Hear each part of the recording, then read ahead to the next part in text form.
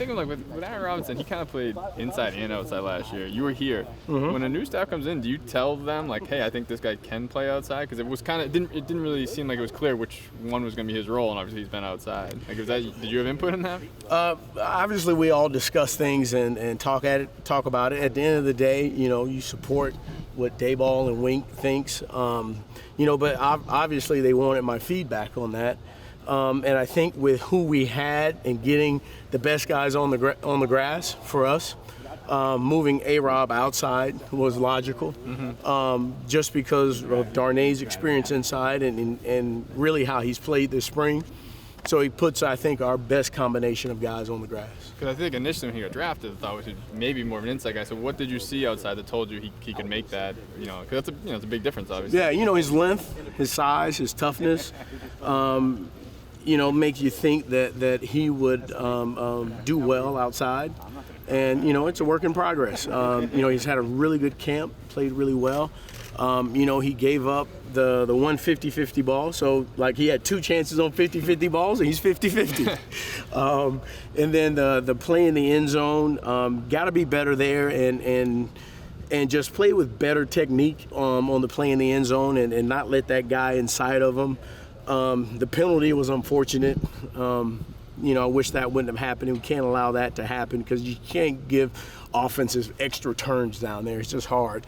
Those are things that he'll learn from and grow from, as all those young DBs will, and that's why I love the preseason and putting those guys out there and putting them in tough situations. I'd rather have them have chances in the preseason to feel that stress and how I have to finish that play than the first time it happens. It's in regular season for me. Let me ask you a tough question. Who's your number 3 corner outside?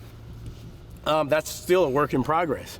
That's still to be determined with a lot of spots. There are a lot of guys vying for that spot, and we'll see how that plays out over the next 2 weeks. Which of the young corners has kind of caught your attention now, at least, that they've at least worked their way into that consideration? That whole group of young corners have I think, done a really good job in camp. Zion has done a lot and showed versatility to play inside, outside. Darren Evans has done a good job. Like you watch him in that game last week against the Patriots, and he played really physical, played tough. He gave up a 50-50 ball that he's got to hopefully grow from, learn to make that play. And then Flott has done a good job. I just hate with him, he's not available this week because of the injury, but he's done a good job when he's out there, and he's another guy inside, outside. So we'll see how that plays out. It's part of your strategy in these preseason games to put these guys on islands a little bit to see what they can do. It is mine. Yes, I love that. Like, I want them to be out there because, again, it's kind of like, like the old analogy about touching a hot stove. As a parent, I can tell you don't touch the stove, but until you touch the stove and you're like, oh, that hurt, you don't know what it's like to touch the stove. So I'd rather, again, in preseason, to see these, put them in situations that are tough and give them a chance to grow in preseason for me. In the same way, how much more do you get out of it seeing these guys go up against a different group of wide receivers and a different offense? Because I'm sure they're learning tendencies in practice, right? And this is just a whole new experience. And then the other thing you have with the game for me is, like, you also have all of those people and all of those eyes. And I don't want it to be the first time that they have to deal with the emotions, the crowd, the noise, the pressure to be in the regular season. I'd like to get through that in the preseason and put those guys in as tough a spot as we can put them in, and let's just see how they do. Do you feel like the extra adrenaline can sometimes mess with the guy's technique sometimes? Absolutely, make you lose your mind at times, and make you lose all your technique. Having been there myself, before in big games, there are guys that get in big games and shrink, and there are guys that get in games and they get bigger. And so I want them all to be in tough spots to see if we have guys that will step up to the challenge, step up to the moment, and believe me, I'm coaching them to do that, trying to give them confidence to go play that way. I know they asked you about the corners. I'll ask you about the safeties. After Julian and Zay are pretty, secure. I know you guys are very happy with Dane. Now that he's been out, has anyone else at the safety spot kind of caught your eye from that group playing behind the 2 starters? Again, like, that will play out over the next 2 weeks. But Trenton Thompson, like, flashed as a guy, got the sack last week, and he played physical. He played physical when we scrimmaged in the stadium. And he just has something different when you watch him play. He has the ability to finish downhill and knock people back. And as a secondary coach, obviously, you like safeties who are those enforcers, who can make plays, who will run and hit. Final, and I guess this is, probably don't have a good answer for it, but safeties have such a variety of skill sets now, right? Run support, man-to-man defense, single high, sideline to sideline. Depending on the role, you want them to be good at different things. What's the priority for you guys? Do you want to have a mix of different skill sets? All of them. We want them to be great at all of them. I guess the biggest thing we're looking for in the safeties here to fit what Wink's trying to accomplish are safeties with versatility. They can blitz, they tackle, they can cover. They may not be the best cover guy, they may not be the best blitzer, but when you look at the totality of their game, that they're really solid in all those areas. You can move them around. Right, you can move them around and you can present problems to the offense as, what is this guy this week and on this situation? What is he? And how are they using him? So I'm excited to continue to learn this system, to coach it, and to get these guys better at it. I'm excited where that safety group can go, and I'm excited to see them play actually this year. How much are you guys keeping an eye on the Titans, Jeffrey Simmons, and what you have to prepare to be ready for that? Right now, pass we're just rush, dealing with 9 what sacks in a playoff game. Yeah, right now, we're just dealing with what's ahead of us. Right now we play the Cincinnati Bengals on Sunday. You know what I mean? And I know it's a preseason game, but you still you don't want to look past something that you're getting ready to do. You know what I mean? I guess more generally, then, how has your pass pro been, and how do you what do you guys have to work on there? I mean, we still have to continue to work on working together as a unit.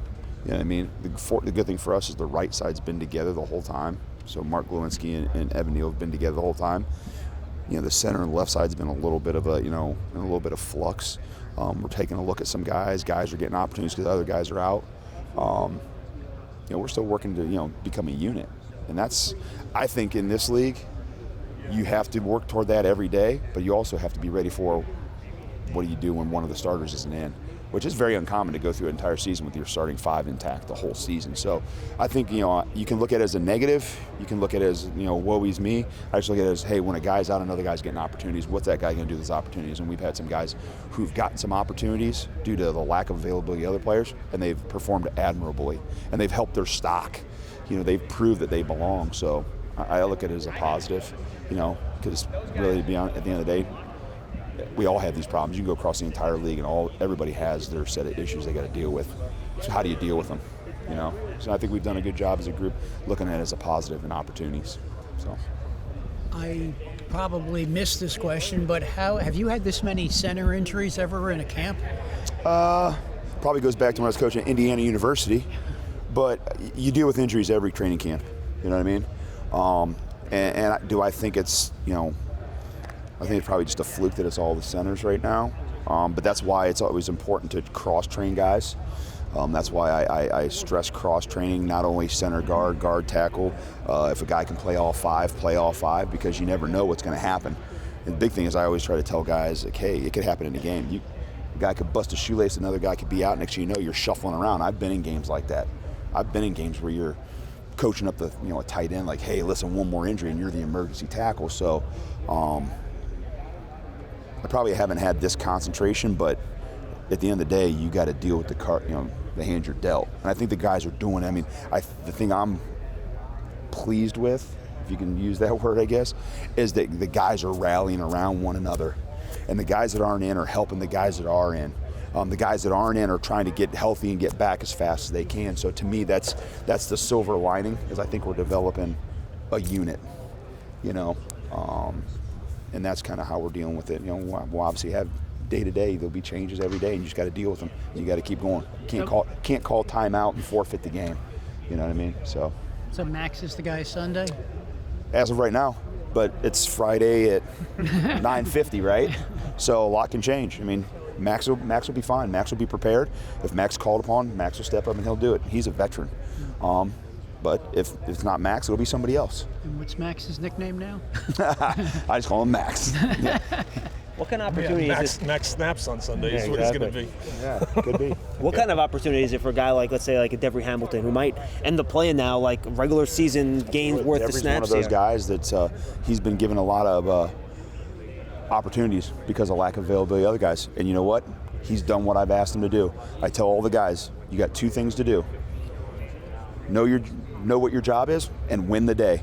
And every time we give Dev an opportunity, he steps up. 70 snaps in the first preseason game, hasn't missed a snap in practice. Yesterday he took 14 snaps in a row because of the numbers. And you know what? He didn't complain. He lined up, he put his hand in the dirt, he blocked the next play. Came back to the huddle, got what he needed, went back, blocked the next play. So I mean, he's proven that, hey, I'm available, I'm dependable, I'm smart, I'm mentally tough to fight through this, and that's what we ask of these guys right now. So I'm proud of what he's doing, you know. Now, he's got to do it today and tomorrow and Sunday. This is a marathon, it's not a sprint. Are you comfortable with him to guard or tackle? You're moving both spots or mostly inside? I'm comfortable wherever I ask him to play because he knows what to do. And that's the thing, is I'm not being, glib. I'm just saying that the thing is these guys, I asked them to be smart. And smart means not only knowing what you do when you're lined up one spot, but what's the guy next to you doing?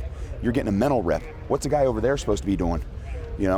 And if I say, okay, something happens, I don't have time to give you 24 hours notice in a game. I got to put you in. Right now, I trust him. If I said, hey, Dev, you got to go in and play right guard, I know he'd go in there and he'd know what to do, and he would do it the best of his ability. Anybody else? And you re-signed somebody, didn't you? I believe we just signed Josh Rivas back, who was just here, I think it was, I lost track of days, like 5 days ago, maybe. So he'll know what to do, and, we liked him. It was a numbers issue, and now he's back. Told him to stay ready. He can play center, too? We'll find out. I think center quarterback's going on right now.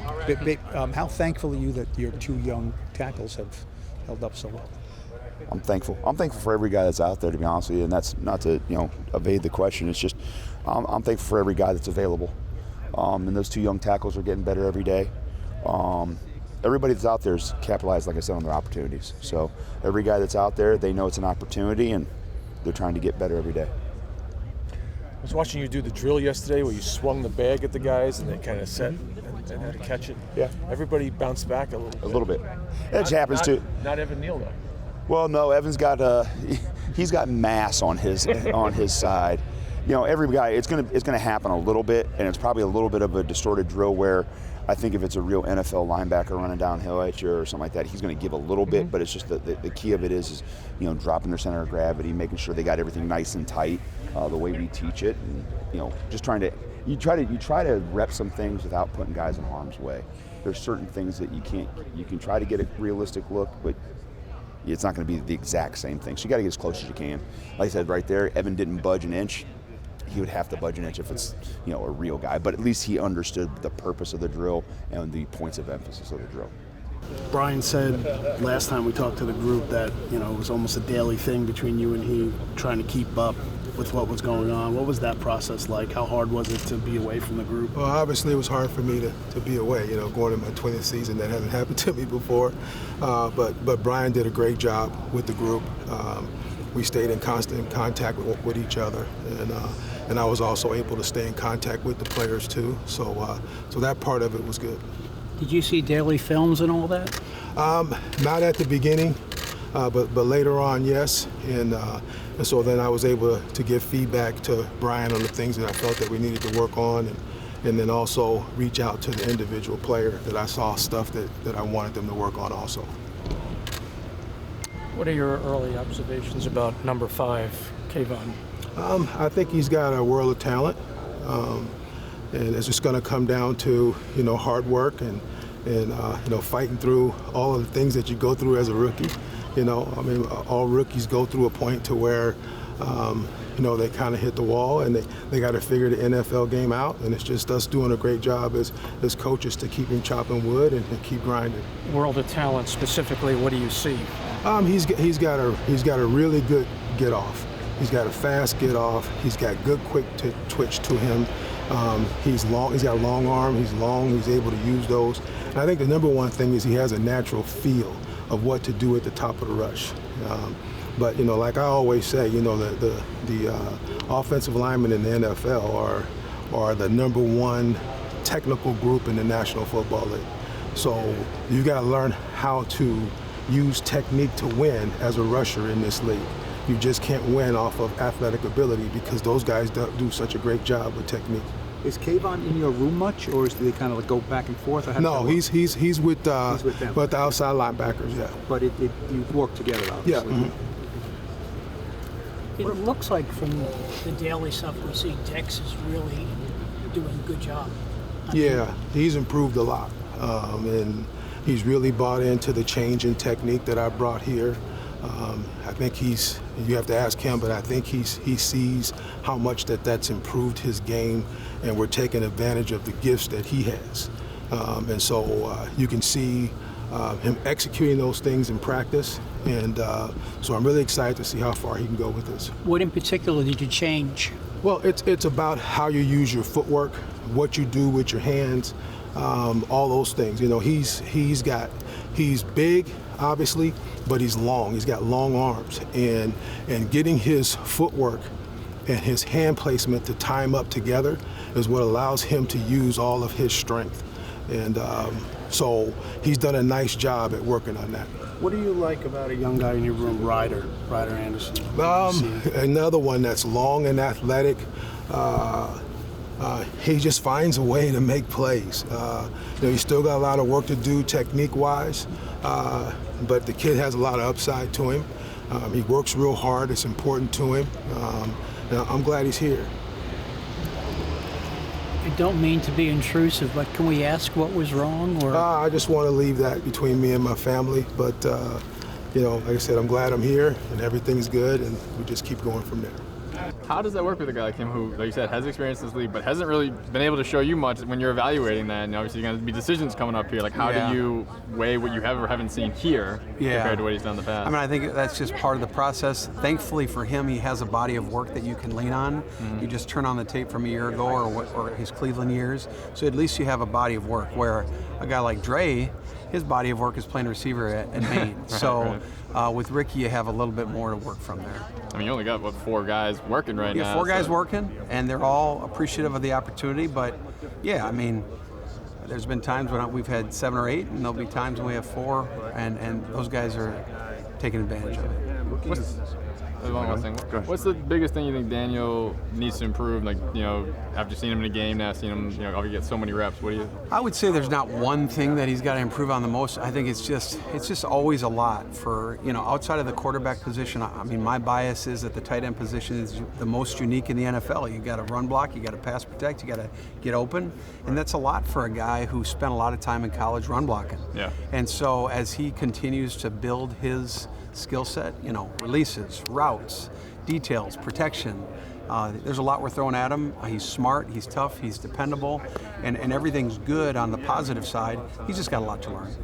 How big an ask is it to have, like you said, it's a tough position. You don't see guys come into the league and usually, as a rookie, sort of just blow up or become all pros as a rookie at this position. It's really, really rare to have quick success. Right. So how big an ask is it for you guys to throw him in there and ask him to play, a huge role? Which if things played out right now, he probably would be, right? Yeah, I would just say this: it's our job, regardless of Daniel or an 8-year vet, to pick the things they do best and help them do those things best, and to minimize the things they're not as good at this time.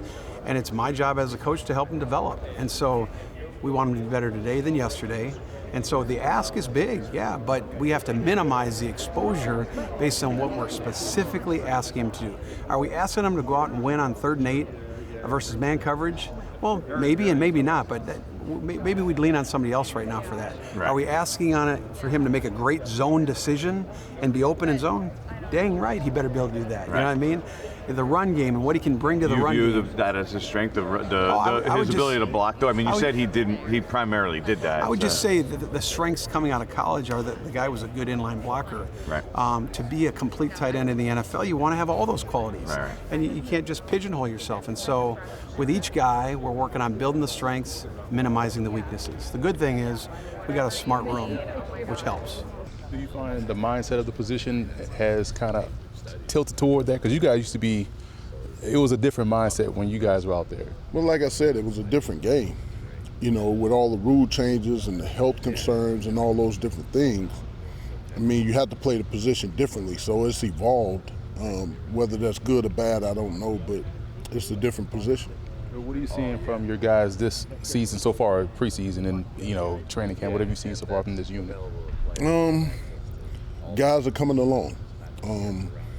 You are excited about the fact that guys are learning how to use their length.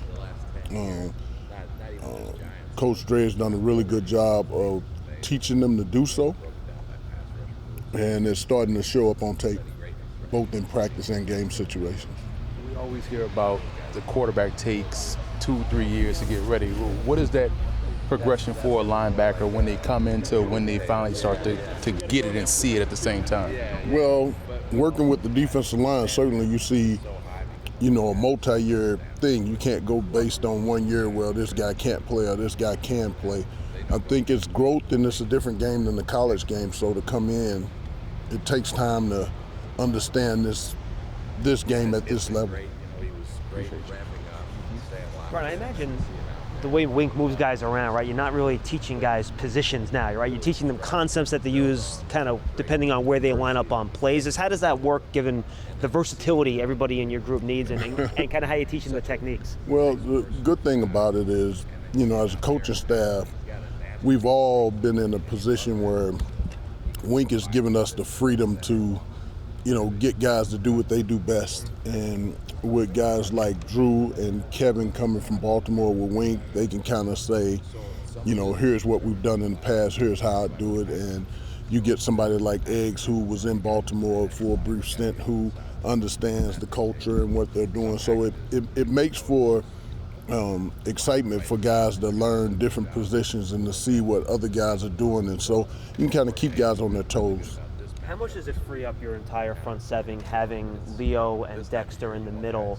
Two different types of skill sets, but two very good players. That just understanding teams have to account for them, and how does that kind of free everyone else up on the defense? Well, hopefully you look at the front as a whole. When you look at Hottie being a part of it, when you look at Aziz, when you look at Thibodeau, all those guys, I think that we have balance up front where, if you focus on one or two guys, the other two can still bite you. So that's really important, and I think Wink has done an excellent job of getting those guys in who can do multiple things. Now, you've seen throughout your career coaching, playing, you've seen young guys come into the league. How quickly is Kayvon picking things up in terms of making that transition from the college game to the pro game? He's smart. He's picking it up really fast. He's very versatile, can do a number of things, so really good. Really excited to see what his career going to turn out to be. Anyone you either played with or coached that reminds you of a little bit? Trying not to compare. Trying not to compare. What has McFadden shown you, or at least what did he show you in the preseason game that kind of opened up his game maybe? Yeah, I think he showed good instincts. I think he showed physicality, ability to tackle, to make plays at the line of scrimmage. I think that's what you want from the linebacker position. I thought he showed some of those things. Now, both those guys still got a long ways to go, but they're progressing, and I like the way they work. That's the most important thing. Is both those guys work, and they really work at it. And I think if they continue to do that, they'll continue to have some success come to them. What specifically excites you about Darren Beavers? Well, he's got some God-given abilities that you like. He's got length. He's got, for a guy as big as he is, he can move. So he's got some athletic ability. And so those are things that, excite me. I like his smart. I like his instinctiveness. And he's also his physicality. So he's got a lot of tools that you can use. Now, he's still got a lot of work to do, and he works at it, which is the exciting part about that. Why did he fall to the 6th round? Any idea? You know what? I know that's not your. No, that's above my. But I mean, he's got 6'4", 237, whatever he is. Everybody looks for something different. You don't know what every team's needs. Right. And, we just are happy that we have him. And we're excited about that. Has he shown any pass rush potential? I think he's continuing to develop that. I think he's got the size for it and those things, and those are a skill set, just like all of our linebackers that we're continuing to work on for those guys. Right. John, I spent some time with Blake yesterday, and I was just saying, you're not out there a lot. I mean, are you almost like Saquon a year ago, where the ACL are taking time? I mean, is that what you have to just plan for? I think with Blake, I think the best thing about Blake is that he's really smart, he's intuitive, you know what I mean? Even when he's not on the field, right? He's learning, he's taking up reps, he's like another coach. And you know what I mean? I think he's right where he needs to be in terms of where he needs to be able to be ready to go on for when the season starts. So I like exactly where he's at. Yeah, because the funny thing is I looked at him and I said, "Did you lose weight?" And he goes, "You noticed?" And he said, "Yeah, he's cut out all his carbs and he lost 3% body, whatever it is." I mean, did you guys work with him on that? I think with Blake, you know what I mean, coming off an injury, you know, he just, you know, it's one of those things where, hey, I want to have my body at the best to be able to stay healthy and to be able to play at a high level. And I think Blake's a professional, and you know, he's a guy that's going to do everything he needs to do to be able to play at a high level in this league. And Tay's the veteran now. It's, you know, it's crazy how that works, man. But you know, it's good to have a room where you have a couple of guys that have quite a bit of experience, and it makes my job a lot easier from that standpoint. Do you watch the other guys' tapes too, like the Tucks and the Strahans? Oh, yeah. And I know Strahan was more DN, but have you watched the other guys too? Yeah, and that's available to players. They have access to all the great pass rushers, not just here but around the league. So if a guy wants to take maybe a move from this guy or that guy from, you know, retired Giants, the last 10 years, not even just Giants, but around the whole Gotcha. league, those tapes have been made, and there's, you know, they're broken down by pass rush moves, so you can really study greatness, right? You want to study the best to ever do it, and shoot, a lot of those guys have walked through these doors here. Is LT on? Do they have LT on that thing? That's going to be more like you got to go in there. Tape. Yeah. You got to go in there and put like the film in the digital projector. But all those guys, like the standard is so high because all those guys have set that standard. So it's, you walk through the room, there's a giant picture of LT, so that they know going in what the expectation is for excellence in this organization. What have you seen from Ojulari now that he's back in the mix? Yeah, it's been great. You know, he was great ramping up and staying locked in, and then to see him out there, the thing you love is just the things we really strive to build on from a great first season. He's taken those and run with them. And then you see, you know, in the meeting rooms, you guys talk to him, such a nice, personable guy. And then you see him out there in pads, and he's got a nasty mean streak to him, and you love that he can be a violent, physical edge setter along with really a productive and explosive pass rusher.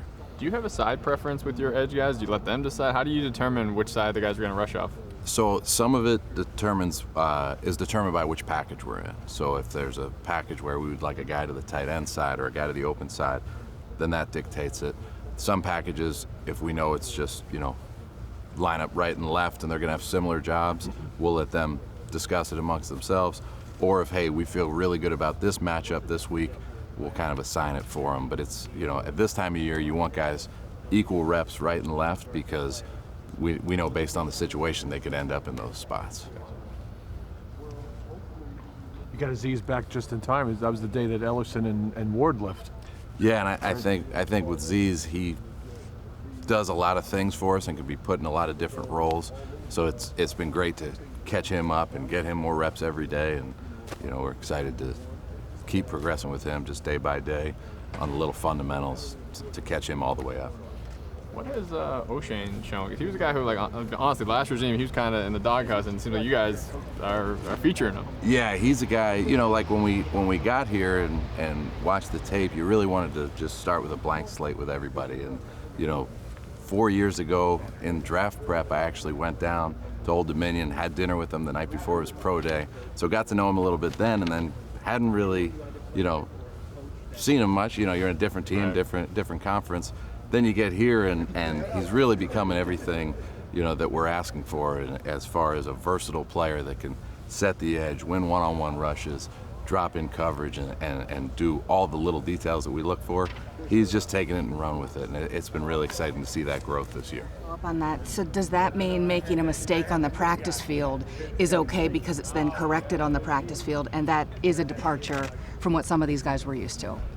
I can't speak on what they were used to, but I know this, like, we want guys playing 1,000 miles an hour, and we want them to make mistakes this time of year, because what happens with that mistake is we correct it, you know, we assess it, we correct it, and then try and build on whatever weaknesses we saw the day before. We want to turn those into strengths. So that's been something we want guys playing fast, playing free, and in Wink's defense, he's going to empower these players not just to play fast, but to really have a say in the defense and understand that this is theirs, right? We're going to be standing off to the sideline.